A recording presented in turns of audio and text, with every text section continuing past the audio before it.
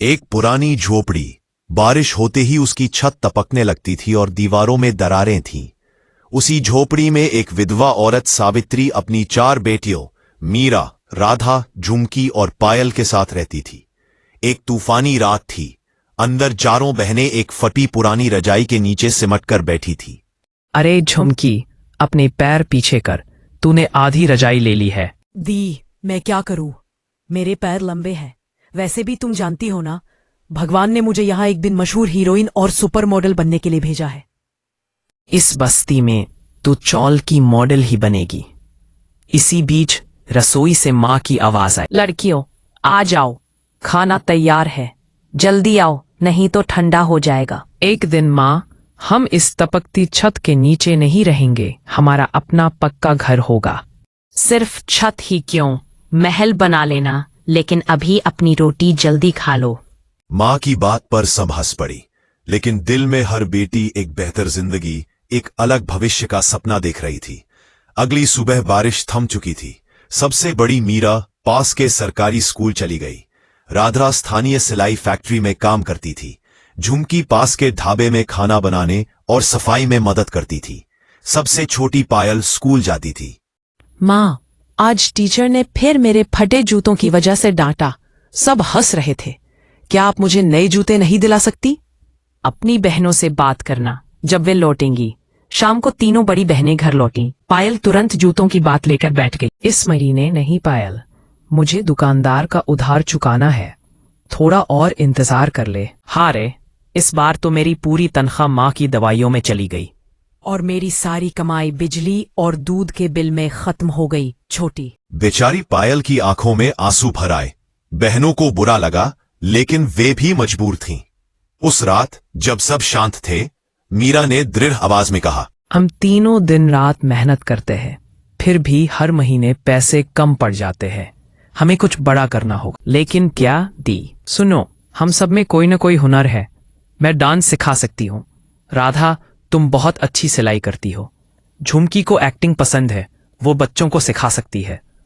पायल की आवाज मीठी है, वो गाना सिखा सकती है। जब हमारे पास इतना टैलेंट है तो हम दूसरों के लिए क्यों काम करें? हम अपना खुद का सेंटर क्यों न शुरू करें? लेकिन इस टूपी झोपड़ी में? हाँ माँ, हम अपना शिक्षण कला केंद्र शुरू करेंगे। चारों बहनें खुशी से एक दूसरे को देखने लगी। उन्होंने सावित्री के हाथ पर अपने हाथ रख दिए। बाहर फिर से गरज सुनाई दी, लेकिन इस बार डर नहीं, उम्मीद थी। अगली सुबह छत के छेद से धूप की एक पतली किरण अंदर आई।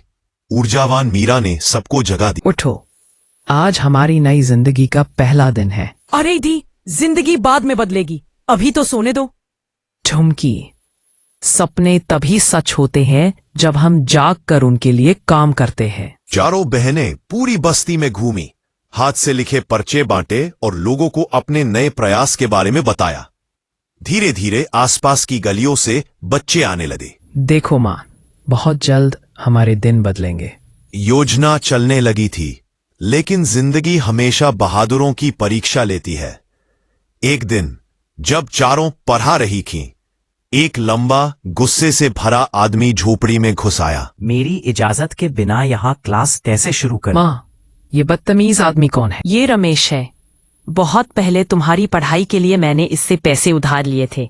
बदले में मुझे इस झोपड़ी के कागज इसके पास रखने पड़े। बहनें सन्न रह गईं। पानी। माँ, आपने हमसे ये बात छुपाई क्यों? मैं तुम्हें परेशान नहीं करना चाहती थी बेटे। माँ, छुपाना सही नहीं था। हम कर्ज चुका देंगे। ये हमारा घर है और हमारा ही रहेगा। तुम्हारे पास इतने पैसे हैं? ऐसों की चिंता मत करो, हम इंतजाम कर लेंगे।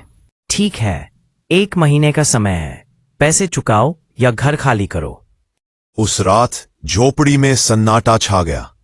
पहली बार मीरा डगमगाई हुई दिखी। दी, क्या हमें सड़क पर रहना पड़ेगा? नहीं पायल, ऐसा कभी नहीं होगा। लेकिन 1 महीने में इतना पैसा कैसे आएगा? मुझे पता है दी। सब झुमकी की तरफ हैरानी से देखने लगे। झुमकी, कल मैंने पोस्टर देखा, शहर में टैलेंट शो होने वाला है। पहला इनाम 50,000 रुपए। झुमकी, मजाक का समय नहीं है। मैं मजाक नहीं कर रही दी। हम सब हिस्सा लेंगे। हमारे पास टैलेंट है, बस आत्मविश्वास चाहिए। बच्चे, जो नाव तूफान से डरती है वो कभी किनारे नहीं पहुंचती। कम से कम कोशिश तो करो। उस दिन से चारों बहनें अभ्यास में जुट गईं।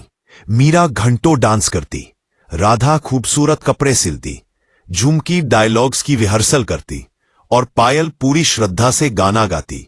आखिरकार बड़ा दिन आ गया। बहनें ऑडिटोरियम पहुंची। पीवियों और सज्जनों, अगला प्रदर्शन 4 बहनें मीरा, राधा, झुमकी और पायल। दर्शकों में रमेश भी बैठा था, मुस्कुरा रहा था। लेकिन जैसे ही प्रस्तुति शुरू हुई, जादू छा गया। मीरा का नृत्य चमक उठा, राधा के सिले कपड़े दमकने लगे, पायल की आवाज ने आंखें नम कर दी। मीरा मन में, भगवान हमारे साथ रहना। कुछ मिनट बाद नतीजा घोषित हुआ। घोषक और विजेता है 4 बहनें। उन्हें 50,000 रुपए का चेक दिया गया। दर्शक, ये लड़कियां घर लौटते ही पड़ोसियों ने मिठाइयों से गली भर दी। सावित्री, आपकी बेटियां कमाल है। अगली सुबह बहनें सीधे रमेश के पास पहुंची। ये रहा आपका पैसा, अब हमारे घर के कागज वापस दीजिए। तुम लोगों ने असंभव कर दिखाया, मुझे माफ कर दो। कुछ दिन शांति रही, लेकिन फिर खबर आई कि एक अमीर बिल्डर ने पूरी बस्ती खरीद ली है। अब हम कहाँ जाएंगे? हमने अपनी झोपड़ी के लिए लड़ाई लड़ी, अब पूरी बस्ती के लिए लड़ेंगे। सारी झुग्गी बहनों के साथ खड़ी हो गई। मीरा, हम अपना घर किसी कीमत पर नहीं बेचेंगे। आखिरकार बिल्डर को झुकना पड़ा। 3 महीने बाद झोपड़ी बदली बदली सी लगने लगी।